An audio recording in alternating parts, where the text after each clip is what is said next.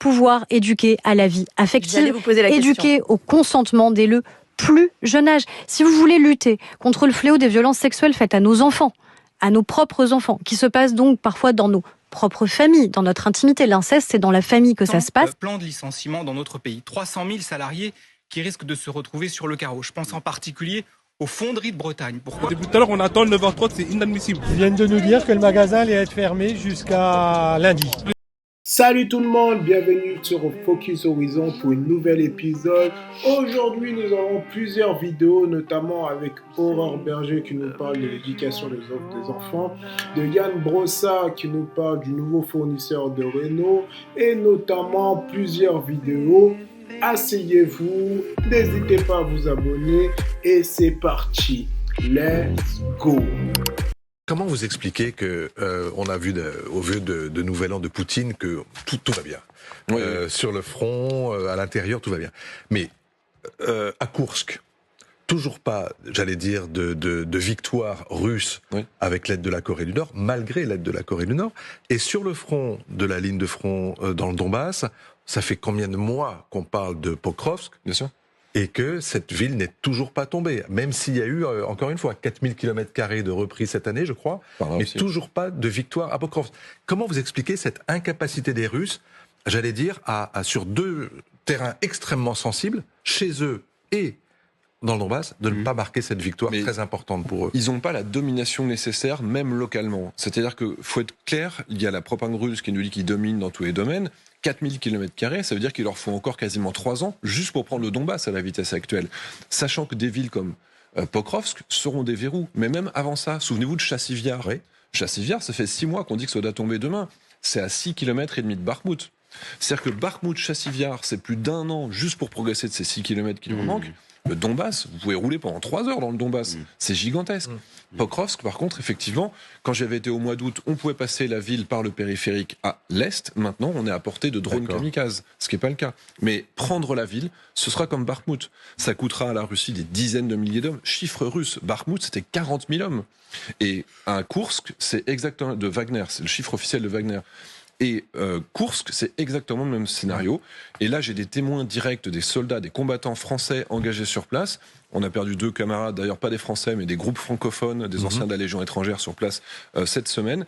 Et ils nous racontent des scènes dans lesquelles ils sont 8 et ils ont face à eux 40 Nord-Coréens qui leur arrivent toutes les heures. Et il n'y a aucune préparation d'artillerie entre 2 assauts nord-coréens. Et une fois qu'ils ont lancé 4 vagues de 20 à 40 Nord-Coréens, là, c'est les Russes qui arrivent. Et donc, ils sont obligés de reculer de 70 mètres. Mais progresser de 70 mètres dans cette zone coûte 200 hommes à la Russie. C'est pour ça que c'est très très long. Fascinant le niveau des conneries de ce désespoir. Il nous explique que les Russes n'arrivent pas à avancer, alors que dans les médias indépendants, on voit clairement l'avancée des Russes. En attendant, on attend toujours la grande contre-offensive des Ukrainiens. Passons maintenant à la prochaine vidéo montrant la queue incroyable devant le magasin La Fnac qui ferme bientôt ses portes. Regardons.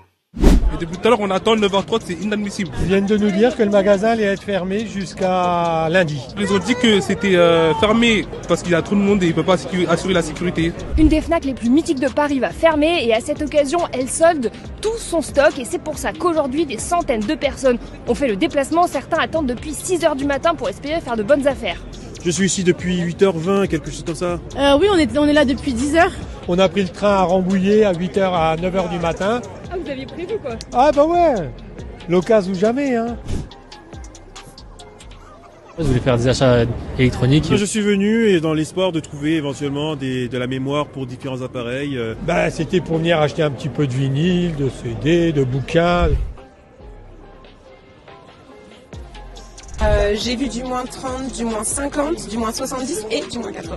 Du coup, la carte SD, je suis passé de 60 à 30 et un iPhone là à moins 40. Un appareil photo à moins 50, ça passe de 600 à 300. J'ai pris une manette à moins 70 et un Dyson à moins 70. Là, j'ai acheté un MacBook Air parce que je suis en thèse et que le mien m'a lâché hier. Donc, c'était un bon concours de circonstances, donc je l'ai acheté. Il y a certainement un changement de politique dans la maison La Fnac, mais en tout cas par rapport aux réductions, le déplacement en valait la peine.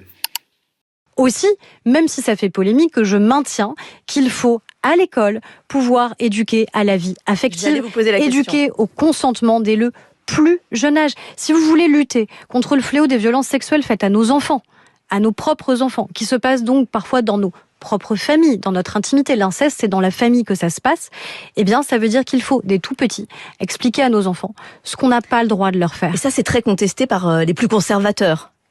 En fait, je pense qu'il y a des gens qui très sincèrement se disent oh là là, éducation à la sexualité, qu'est-ce qu'on va mettre dans la tête de mes enfants ? Qu'est-ce que l'école vient faire là-dedans ? Qu'est-ce que l'école vient faire là-dedans ? C'est du privé. Bah oui, mais en fait, c'est comme la question des violences conjugales, la question des violences sexuelles, la question de l'inceste, c'est pas une affaire privée, c'est un fléau qui touche des milliers d'enfants chaque année dans notre pays. Vous vous souvenez de cette statistique effroyable, quand vous ouvrez une salle de classe, on a 3 enfants qui seraient concernés par ce fléau de l'inceste. 1 sur 10 en général. Donc si vous dites pas à des enfants, des tout petits, ce qu'on n'a pas le droit de leur faire, ils considèrent que c'est normal. Ils considèrent que c'est normal ce qu'on leur fait. Si vous expliquez pas ce que c'est le consentement, et un enfant de 3-4 ans, désolé, mais il peut comprendre. Tu n'as pas le droit de faire du mal, on n'a pas le droit de te toucher, on n'a pas le droit de te voir tout nu, autre que dans telle ou telle configuration. Si jamais quelque chose comme ça t'arrive, tu peux en parler à l'enseignant, tu peux en parler à l'infirmière, et ainsi de suite. Je crois que ça, c'est déterminant. Et puis après, en fonction de la maturité des enfants, on n'apprend évidemment pas la même chose quand on a 5 ans, 10 ans ou 15 ans. Mais à 15 ans, je préfère que nos enfants apprennent avec des intervenants formés ce que veut dire la sexualité, ce que veut dire, encore une fois, le consentement, le fait de se protéger, plutôt qu'ils fassent leur instruction ailleurs, et de manière totalement dévoyée, notamment sur la question de la pornographie. Je suis d'accord avec elle dans le sens où on doit apprendre à nos enfants ce que les parents doivent faire et ne pas faire. Là où on doit leur toucher et ne pas toucher. Je la rejoins dans ce point parce que c'est vrai qu'il existe encore de l'inceste dans les familles. Qu'est-ce que vous en pensez, vous ? Théovie, tu croises un pervers dans le train.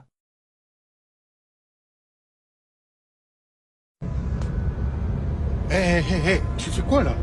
Tu fais quoi là ? C'est quoi ce délire là ? Non mais tu passes ta main là-bas pourquoi ? Non mais tu passes ta main pourquoi ? T'es sûr de toi ? Tu veux que je te montre ce que j'ai filmé ? Tu veux que je te montre ? T'es sûr de toi ? T'es fou quoi ? Mais on est où là ? Tu la connais la meuf ? Tu la connais ? Tu passes ta main sur son siège, pourquoi ? Ta main, elle était où ? Elle est là ? T'es sûr ? Je le montre ? Je le montre, oui ou non ? T'arrêtes tes conneries tout de suite. On est d'accord ? Il essaye de nier alors que dans la vidéo, on voit clairement que le gars, il avait ses mains posées autour du ventre de la femme. Et ce qui est dingue, c'est que la femme, elle était profondément endormie et elle sentait rien. Tcha, tcha. Priorité au direct, on voit ça, il y a les ministres qui sont en train de sortir de Beauvau. Pas si en retard que ça et qui se dirigent donc vers l'Elysée pour le Conseil des ministres. Avance. Conseil des ministres prévu à 10h, il y en a pour quoi ? 2-3 minutes maximum. François Bayrou en tête, le Premier ministre, et puis l'ensemble de son gouvernement, Elisabeth Borne, Manuel Valls, 2 anciens Premiers ministres qui sont ministres d'État dans ce gouvernement. Gouvernement qui a mis du temps à être monté. François Bayrou voulait... de la droite, de la gauche, du centre. Bon, il n'y a pas beaucoup de gauche. Il y a quand même le ministre de l'économie qui vient de la gauche, du PS, qui va être important parce que parmi les priorités, il y a quand même le budget. Il n'y a toujours pas de budget 2025 en France, avec une pression du chef de l'État qui a dit dans ses vœux, il va veiller à ce budget et aux finances du pays. Calendrier totalement inédit pour la nomination de ce gouvernement, inédit, voire un peu baroque avec ces passations. Peut-être certains vacanciers l'ont manqué, ces passations qui ont eu lieu le 24 décembre au matin pour la plupart. C'est vrai que ce gouvernement s'est composé dans la douleur, un peu comme le précédent. Il a essayé, le Premier ministre, de rassembler le plus largement possible, mais vous l'avez rappelé, Loïc, du côté de la gauche, beaucoup n'ont pas répondu présent. Il y a certes des personnalités qui viennent du Parti socialiste, le ministre de l'économie, le ministre d'État à l'outre-mer, Manuel Valls, ancien Premier ministre. Dans cette équipe, en effet, cette image symbolique, 2 anciens Premiers ministres qui encadrent François Bayrou, on le voit sur cette image. Et on voit ces ministres donc qui arrivent à l'Elysée. L'Elysée, c'est là que l'on vous retrouve, Sophie Dupont. Petite reformulation, ils ont été déposés par leur chauffeur à un point donné pour ensuite faire leur mise en scène devant les caméras et reprendre leur voiture avec chauffeur ou même jet privé après un petit déjeuner, tout frais payé par les citoyens, bien entendu. En l'occurrence, des urgences, il y en a et elles sont nombreuses. Je prendrai une question toute simple. En même temps que nous parlons, il y a 300 plans de licenciement dans notre pays, 300 000 salariés qui risquent de se retrouver sur le carreau. Je pense en particulier aux fonderies de Bretagne. Pourquoi ? Parce que Renault décide de se fournir en Turquie plutôt que de se fournir en France. On a vu un sujet sur BFM TV d'ailleurs à ce Absolument. Quelles sont les dispositions prises par ce nouveau gouvernement pour remédier à cette désindustrialisation de notre pays? C'est très concret, ça suppose des décisions. Renault envisage d'abandonner la fonderie de Bretagne pour s'approvisionner en Turquie. Il faut savoir qu'il y aura plus de 300 emplois qui seront sacrifiés, un savoir-faire qui va disparaître. Tout ça pour faire plus de bénéfices dans un autre pays. Terminons cet épisode avec un restaurant qui tente une expérience pour montrer à quel point un virus peut se propager. Regardons ça.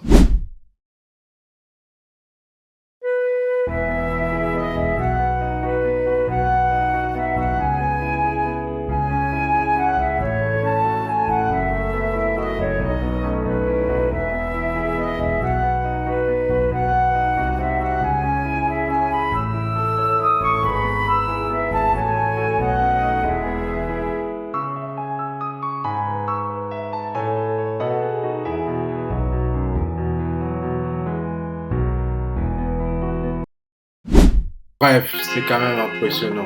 Sur ce, on se laisse sur ces bonnes paroles. On se dit à la prochaine. N'hésitez pas à vous abonner pour de nouveaux épisodes. Ciao, ciao.